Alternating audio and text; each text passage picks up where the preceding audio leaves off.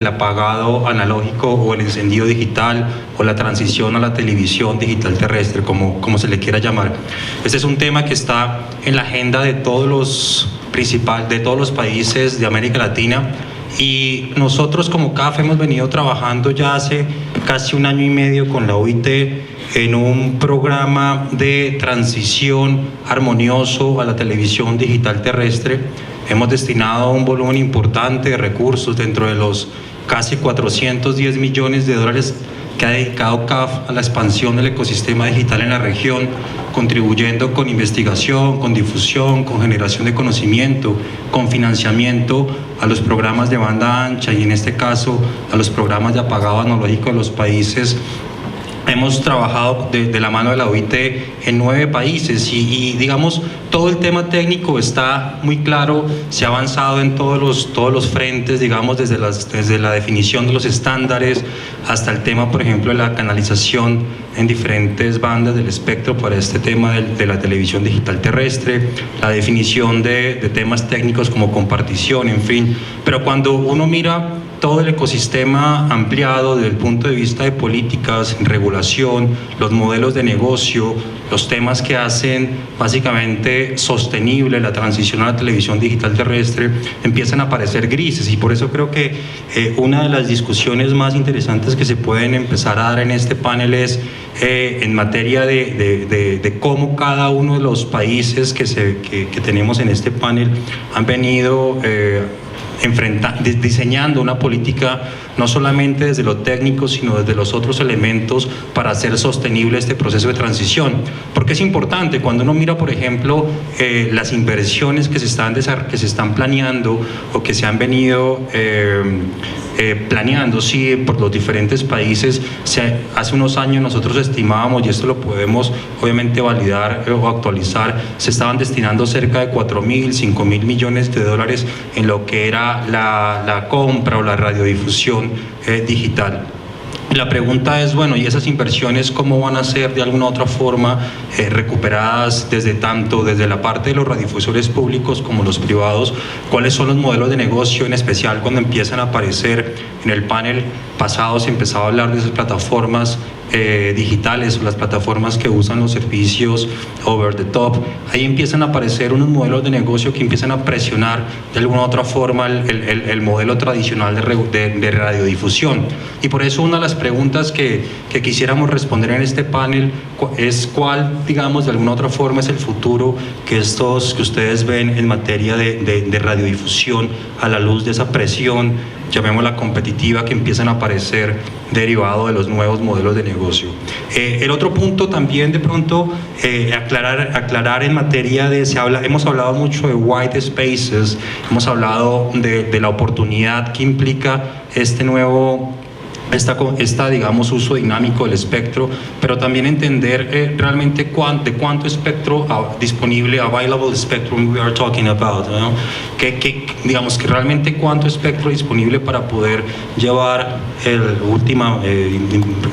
broadband de última milla a los usuarios de los países. Realmente en cada país estaríamos hablando. Creo que eso es un punto importante para la discusión, y para que no se quede esto en el tema netamente técnico, también entender de qué tipo de aplicaciones estamos hablando cuando hablamos de ese tipo de approach tecnológico a la solución de la brecha digital, qué tipo de aplicaciones en la práctica se pueden ofrecer. Hablábamos en el panel pasado, también lo mencionaba Juan Manuel, de cómo el patrón de consumo de bienes digitales en América Latina sigue una tendencia global, 70-80% de consumo de redes sociales. Y la pregunta aquí es cómo podemos hacer una transición de lo que podría ser el Internet del consumo al Internet de la producción, y es básicamente cómo incorporar tecnologías digitales en la industria, en la manufactura, en la agroindustria, en la energía, en fin, y un sector bien relevante también, por ejemplo, en lo que es el medio ambiente. Ahí, digamos, discutir, tal vez el profesor H nos puede ayudar ahí a entender el tipo de aplicaciones que en la práctica se pueden usar para ese tipo de aplicaciones. Y básicamente voy a introducir a los panelistas. Empezamos con el doctor David McBean. Él es el Managing Director de la Spectrum Management Authority de Jamaica. Va a empezar con una presentación de unos 5 minutos sobre la experiencia de Jamaica en lo que es el apagado analógico y también básicamente cómo se están desplegando servicios 4G derivados del uso, digamos, de esta banda. Mr. McLean, go ahead. Okay. Good day.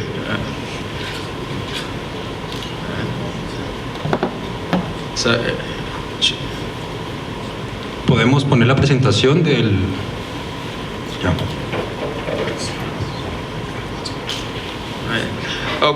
Okay, so this is a view from the harbor of Kingston, which is a natural border, we think, to Cartagena, because the currents would take us there. So this is me trying to steer out to Colombia before I came.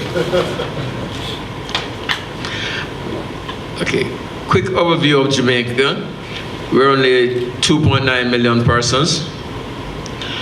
We have a very high mobile penetration, 103% of population, which means we also have a high penetration of smartphones, with 60% of mobiles being smartphones, and again, of that number, over 50% having a data plan. So there's a relatively high internet penetration on the mobile side.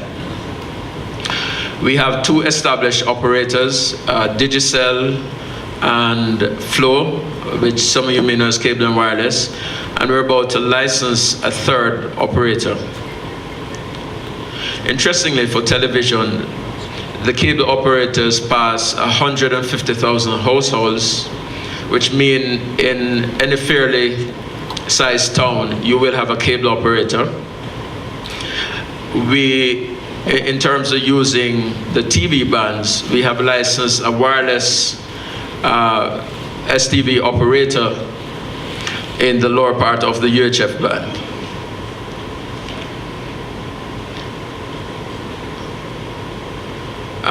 In terms of free-to-air TV coverage, we have 99% population coverage and also 99% penetration, which means almost everybody in Jamaica has TV service.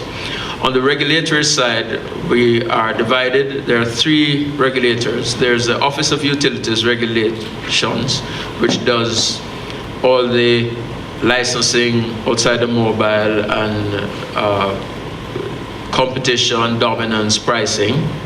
There's the SMA, which I head, which does spectrum licensing, apart from mobile, which rests with the minister. And then there's a Broadcasting Commission, which regulates the television operators for content and licensing, as well as the cable operators. In terms of dynamic spectrum management for us, it's an emerging issue. In TV white space, there's been some activity. There's a trial, which is a collaboration between Microsoft, the Universal Service Fund, which we have in Jamaica, and a private operator to provide broadband access to schools. There's also an initiative for the Caribbean by the Caribbean Telecommunications Union to harmonize white space standards. So that's an ongoing initiative there. On the regulatory side, we've seen a lot of requests. The last interesting one was for a lot of unlicensed activity in the 24 gigahertz band, proposing some amount of share. We're not quite sure the proposal is yet, but we found that interesting. And we track activities of the EU as well as the FCC and Canada in terms of what's happening with dynamic spectrum management. It's important to know that we're a small country. So as I'd say, we don't live on the bleeding edge. We try to live on the leading edge. So we take our cue from what's happening a lot in the rest of the world to try to learn from their trials. In the 4G space, we have 2 mobile operators, and they have extensive 4G spectrum holdings in the 700 megahertz band, AWS, 1700, 2100, and we also have some WiMAX operations. And as I mentioned before, within the next 2 weeks, we expect that a third operator, once they pay their license fees, will begin operating in the LTE band only, and they are proposing a big data push. We're seeing exponential growth of broadband and associated services. One of the influences of being on the doorstep of the US is that we get a lot of spillover from their television, so it drives a demand for social media, apps, etc., which we see in Jamaica. And there's also been, as I mentioned before, the increasingly high penetration of smartphones and connected devices. There is a government program to introduce tablets in school, and we're just finishing off a pilot. And in fact, this was one of the main drivers for looking at TV white space to provide broadband connectivity to rural communities. Jamaica is very mountainous, so it's basically a big mountain ridge in the middle of the island and the plains. So if you're on the coast, connectivity is a lot easier from fiber and wireless, but in the interior, that's where the challenges are. Just very quickly, in terms of our digital switchover, there's been a tentative commitment to the ATSC standard from the regulator, and the expectation from the regulatory side, which will be the Broadcasting Commission, is so a better viewing experience and more services driving content development. The latest goal is sometime in the 2018-2019 timeframe, and the consultant's report has just been in and is expected to be passed around for comments. The proposals are subsidy for vulnerable households, elderly, single-parent households, those who are on social net, those are social net recipients, and we call it PATH in Jamaica. Interestingly, there's no subsidy considered for the operators, which is part of the divide in the conversation. The thinking is that whatever new services would come from going digital, whether it's pay-per-view channels or having a multiplex operator owned by the existing free-to-air, should generate income to pay for that. But the broadcasters are not convinced. And because our 700 megahertz band was empty, we had no free-to-air there. There was no apparent digital dividend, and the government has been silent on whether it will provide any dividend there. Finally, what's the future of digital broadcasting here? The broadcast regulators are very enthusiastic, as they feel that this will spur a lot of content growth. One of the things that Jamaica is famous for is content. You know, the average person in the world, if you said Jamaica, they'd say reggae music, Bob Marley, or Usain Bolt sprinting. And from the other ICT regulators, so Spectrum, we feel that the more free bands that we have, it's a better, because then we can designate those as unlicensed and prime for innovation. But as I said before, the free-to-air TV providers are not as enthusiastic. And one of the takeaways was that there are a lot of assumptions that new capacity and new bands and digital will generate revenue. But it's easy when you're on the regulatory side to make such a pronouncement based on a paper that you've written. But if you run a business with shareholders, and you know, most free-to-air broadcasters will tell you it's a thin margin business, you have to make the business case before they willingly get up and move. So, you know, that's sort of a brief overview of what's happening in the 4G space and digital broadcasting in Jamaica. Thank you. Thanks. Gracias, Mr. McBean. Seguimos con el profesor H. Creo que no necesita presentación. Por favor, sus palabras, profesor. Thank you again. I will provide some sort of, I've worked in one Latin American country on digital switchover. There are a lot of challenges here, so I want to bring some of the experiences from Europe and Africa, if you don't mind.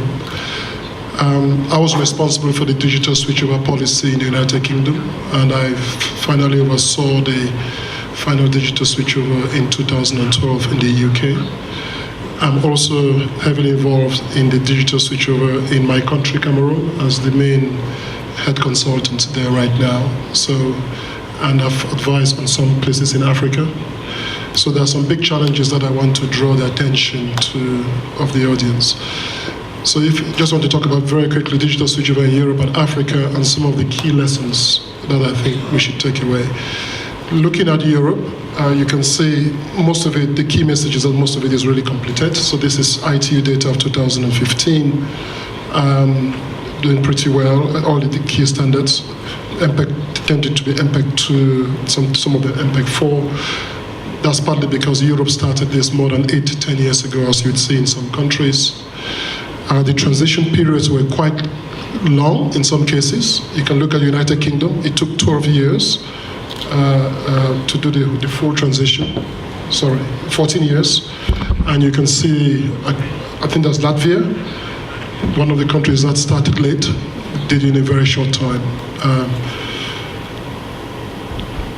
African countries, the deadline was officially June 2015, but frankly, the situation in Africa is dismal. I can say that because I'm an African. It's really bad. We don't have a good situation in digital switchover in Africa. And from a spectrum policy perspective, where we want this digital dividend of sub-1 gigahertz spectrum to be reassigned to broadcasting as soon as possible, I think is really, really bad for the continent. The only countries that have achieved digital switchover right now in Africa are Algeria, Kenya, which implemented a hard stop, Mauritius, and Tanzania. And so there are some significant consequences for this. That means that we're not going to enjoy the digital dividends in Africa as quickly as we should, and that really is important for us because we totally depend on wireless for connectivity. We don't have that much fixed lines in Africa. So these are the countries that have not met the digital switchover. My country there, Cameroon, you can see, even though I'm leading the project, we're bogged down in political questions, and those are some of the challenges I would like to highlight to you in the audience. But to be fair, I want to make this point, and there's the same situation in Latin America. A lot of African countries, 33 in total, were VHF countries. If you go back to the RRC06 determinations, the VHF countries were given up to 2020 to do their digital switchover. The UHF countries had to do it by 2015. So let me talk about some of the challenges. It's no easy process. It is an absolutely no easy process. I found that in the UK, and I'm finding that in Africa right now. You would have to revise the existing policies and regulations, taking key policy and regulatory decisions. You cannot just start making things without having the statutory basis to be able to make some of these decisions. You have to allocate the required budget. Big issues with that in Africa, I can tell you that. You have to roll out the network. I've designed the network for my country, 124 sites. It's going to cost about $125 million. Again, the government cannot reallocate the budget for that. You need to produce content for that. You need to educate the public. Why are you doing this? And the business case for it may not exist. If you really take a traditional business case model, the business case for this doesn't exist in a lot of African countries. And that's a big, big problem. This is something that I make very clearly in my book. It is and I would advise you in Latin America not to fall into this mistake. I see a lot of countries in the world using digital switchover as a complete technocratic project. So as I say here, the analog to digital switchover of TV should not just be seen as an exercise in technocracy, i.e. you switch off analog signals and you switch on the digital signals. It really must be seen as an opportunity to light the burners of a multi-channel, multimedia, multimodal, more interactive world. And that's really what the digital switchover projects, certainly in the United Kingdom, which I was responsible for the policy, that's what it was all about. It just wasn't about switching off digital signals and switching on analog signals. And obviously it also encouraged and produced the digital dividend. So you can see the key stages there. You just do not only want to to make that whole thing digital, you really want to make a good position. And so these are some of the challenges we are facing in Africa. And don't take this for granted. I would strongly advise you, because it brings some very difficult questions, which I'm seeing right now in Africa and we had in Europe. What does it mean for the future of government-owned, state-owned broadcasters? What does it mean in this new digital world that we're talking about? Is there enough money coming to the ecosystem to be able to fund all the different channels? How do you reinvent public service broadcasting? These are all difficult questions that we have to deal with at Ofcom. How do you deal with public news challenge? I can tell you in the United Kingdom and most of Europe, very few news channels pay for themselves. And that's a big problem, but yet we still want to watch news. So that's a big issue. How do the media sector regulatory challenge, the financing challenge, the newspapers press challenge? So these are really big questions. Equality challenge, political challenge, because in Africa, most of my colleagues from Africa will tell you, broadcasting is very much linked to the government, right? Very much linked to the government, because they see it as a mouthpiece to their policies and what they say. So it's a big issue, the technology challenge, and also, so these are some of the challenges that I think in Latin America as well you need to worry. And as I also mentioned in my book, it's really important, and I'm trying to do this in my country, digital switchover is one of several projects now happening across Latin America, just as it's across Africa. There's a lot of projects going on, and as you've just said, in Colombia, in submarine cable capacity and distributing that capacity across the hinterlands of the country. Then talking about the digital switchover project, which needs to be done over the next 3 to 4 years. Then you need to do the 4G auctions. Then I'm pushing heavily that you also need to take into consideration affordability and accessibility. And frankly, if you were to summarize my book, that's what my book talks about in total. But the thing I say in most countries is that most countries are doing these projects individually, in different stovepipes. And frankly, you need to think about these projects in the buying, because as I'm designing the digital switchover project in my country, I need fiber to be able to take signals to my key sites, particularly the tier 1 sites. And yet the government is not able to coordinate those activities. So I'll strongly encourage countries in Latin America to think about how you coordinate these 4 major projects which are happening right now in Latin America over the next 4 to 5 years. And last but by no means least, I just want to tell you why, frankly, I think you should think about this as a content-driven project. I usually use this example very strongly. This is the case for London. In the whole TMT sector, TMT is an area that he's leading on, it employs something like 440,000 people. 1 in 10 jobs, so only 40,000 are telecoms.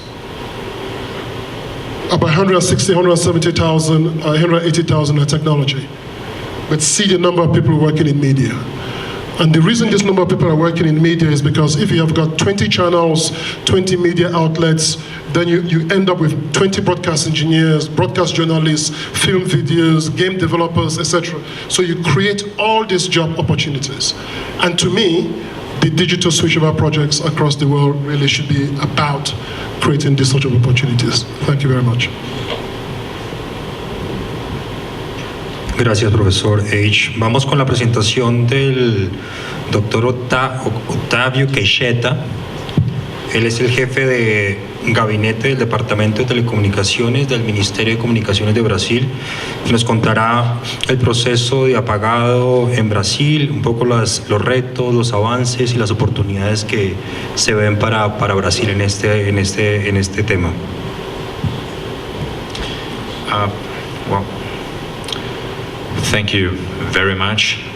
Good afternoon, everyone. Thank you for coming. I would like to, before I begin, thank the DSA for inviting me and going through the hassle of bringing me here. Let me start by talking a little bit about my country. Brazil has 203 million people, and out of this population, 55% are of internet users. It's the exact same percentage of households connected to the internet. And this number has continued to grow even though we're facing a serious economic recession in the last few years. And the one reason for that is spectrum, basically. You see, every year we have a bigger share of access being taken on by mobile broadband. So the newest numbers we have are for 2014, and that was the first time that mobile broadband actually was the #1 means of connection in households across Brazil. That was when we reached if 80% of all households connected to mobile broadband versus 76% connected through fixed broadband. And when you think of it, even fixed broadband in a large part relies heavily on spectrum, be it on the access. We have fixed 4G access that counts as fixed broadband, or be it on the yes. One other thing I'd like to talk about Brazil is that we are a very TV-loving country. As you can see in the last 2 bullets there in my slide, we have more Brazilians that would like to watch the soap opera and their football games than to keep their vegetables fresh. So that's a 97% penetration of devices. The actual coverage is much smaller than that. We have a lot of parabolic aerials connected to C-band satellites, and so open TV, FTA TV is very important really, because only 30% of our households currently have pay TV. We do feel a change in trend coming on. More and more people watch Netflix and YouTube instead of TV, but that is still to show in polls. So with that in mind, let me talk to you a little bit about the analog switch-off process. The process began in 2002 when we decided for the ISDBT standard, and it was really driven by the digital dividend, by the digital a means to bring more 4G in the 700 megahertz. But we did it backwards. We did the auction first. So the spectrum's already been auctioned, and the way we did that is we decided to have a broad governance. So it's a cooperation switch-off process among the broadcasters, the operators, and the government, ministry, and Anatel, which is the regulator. So for this to happen, we had to meet all sorts of needs. So broadcasters, for instance, they laid out some conditions. We only switch off cities when they reach 93% digital-ready households. And initially, we were supposed to start the switch-off last November. It was slightly postponed, and it finally began in March.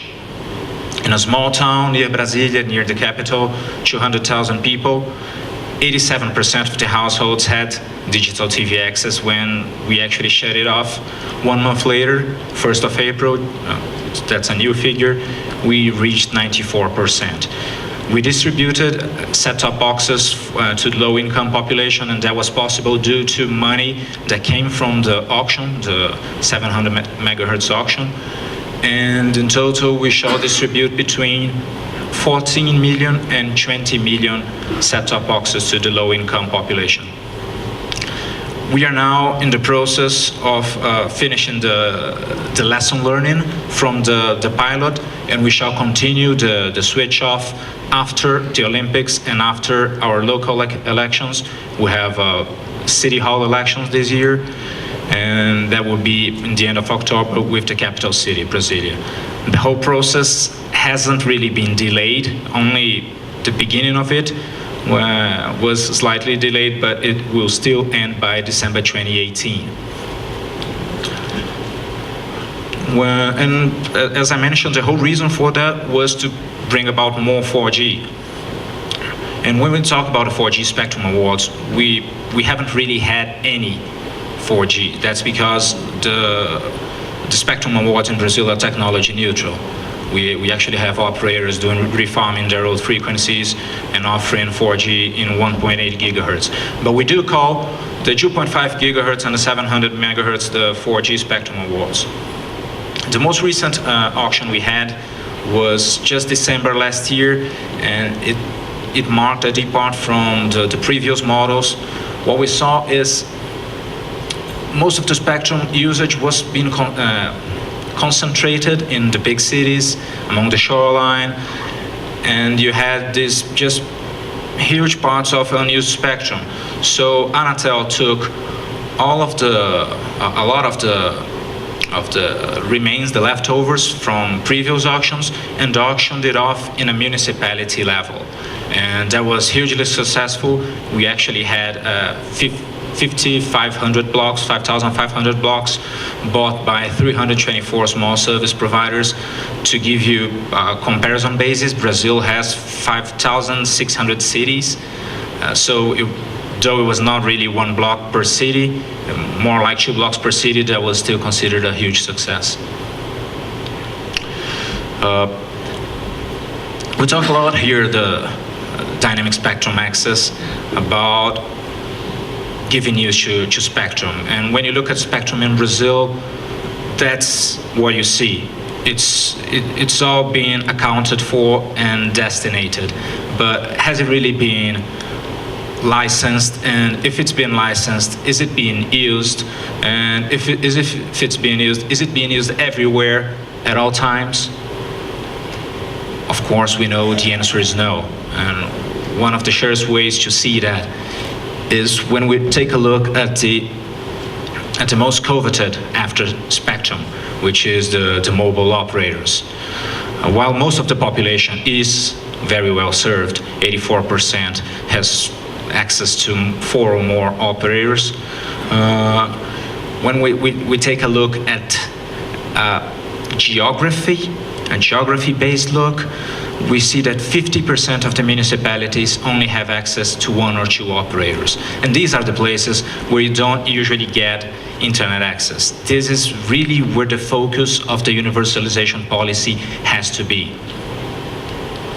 So, to give you an idea, I brought this map. Every bright red dot is actually a municipality, and that's where we know for sure that there is some sort of service, because Anatel in the previous auctions has made obligations that these cities shall be served, but only when it comes to the main district. There are cities with 7, 8 districts which are not the main districts and that just have no service. We have about 5,000 districts with no service at all. And this is where maybe white space could play an important role. We currently have 2 pilots planned with the Ministry of Communications and Anatel working together. One of them is already underway. It's not really the pilot, but the preparation for it has begun. It's with White Space Alliance and with Inatel, which is a university from Brazil. We are already in the process of bringing the equipment in, and we shall test the pilot shall offer access to a fixed rural school and see how that plays along with our ISDBT if there is no interference and such. And the other is a new project that has been proposed to us by the government of Goiás. That's the state, the department around Brasilia. Really, Brasilia is like a square in the middle of this huge department, and it's in partnership with Microsoft, and we're having a meeting next week to get it going. We also work a lot to novel approaches for broadband expansion. This is one example. Another example that's being discussed is the usage of the spectrum where the owner of the spectrum, by third parties, where the owner of the spectrum